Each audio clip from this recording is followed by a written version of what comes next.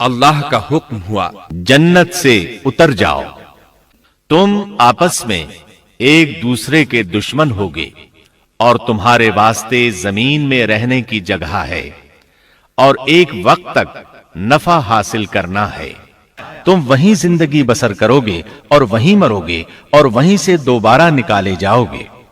اور اس سے قبل ہم نے آدم سے ایک عہد لیا تھا مگر وہ بھول گئے اور ہم نے ان میں کوئی عزم نہیں پایا۔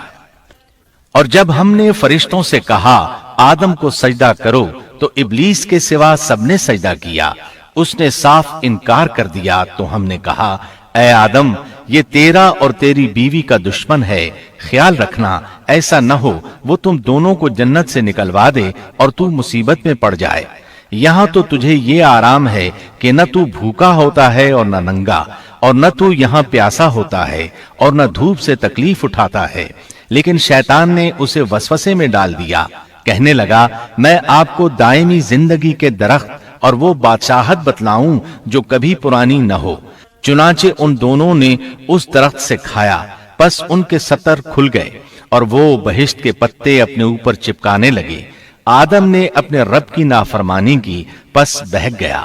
پھر اس کے رب نے نوازا، اس کی طرف توجہ فرمائی اور اس کی رہنمائی کی۔ حکم ہوا تم دونوں یہاں سے اتر جاؤ، تم آپس میں ایک دوسرے کے دشمن ہو۔ اب تمہارے پاس جب کبھی میری طرف سے ہدایت پہنچے تو جو میری ہدایت کی پیروی کرے نہ تو وہ بہکے گا نہ تکلیف میں پڑے گا، ہاں جو میری یاد سے روگردانی کرے گا اس کی زندگی تنگی میں رہے گی اور بروز قیامت ہم اسے اندھا کر کے اٹھائیں گے۔ آدم علیہ السلام زمین پر اترے اور اپنے رب سے توبہ کے کلمات سیکھ لیے۔ وہ کلمات یہ ہیں: ربنا ظلمنا أنفسنا وإن لم تغفر لنا وترحمنا لنكونن من الخاسرين۔ اے ہمارے رب، ہم نے اپنا نقصان کیا اور اگر تو نے ہم پر مغفرت و رحمت نہ فرمائی تو ہم خسارہ اٹھانے والوں میں سے ہو جائیں گے۔ آدم علیہ السلام زمین پر اترے اور ان کے ساتھ حوا علیہ السلام بھی اتری اور ان کے ساتھ ہی ابلیس کو بھی اتارا گیا۔ یہ کس جگہ پر اترے اس بارے میں اختلاف پایا جاتا ہے، لیکن ابن عباس رضی اللہ عنہ کی بات راجح محسوس ہوتی ہے کہ آدم علیہ السلام کو ہند میں اور حوا علیہ السلام کو جدے میں اتارا گیا۔ جب آدم علیہ السلام اتر آئے تو حوا علیہ السلام کی تلاش شروع کر دی، زمین میں ان کی تلاش میں سرگرداں ہوئے۔ آخر کار میدان عرفات میں دونوں کی ملاقات ہو گئی۔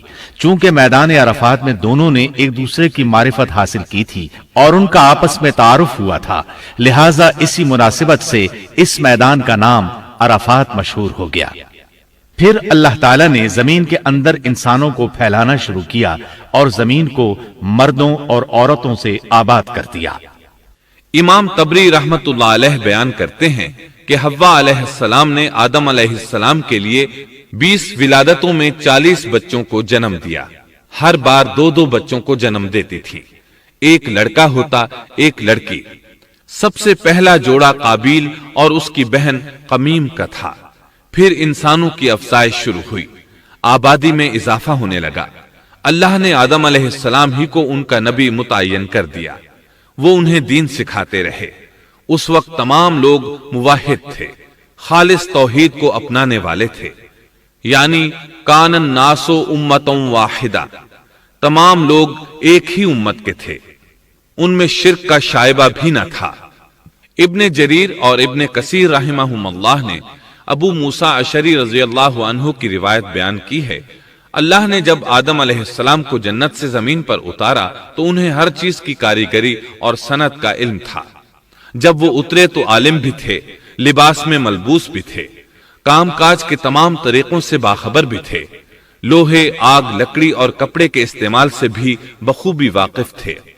ہمارے برعکس وہ ان کاموں کو اپنی ابتدا ہی سے جان چکے تھے، کیونکہ ہم سب لوگوں کا حال یہ ہے کہ جب تک سکھایا نہ جائے ہمیں کچھ نہیں آتا۔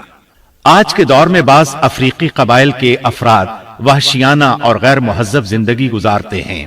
علماء کا کہنا ہے کہ یہ لوگ زمین پر رہنے والوں میں سے گمراہ ترین انسان ہیں۔ انہوں نے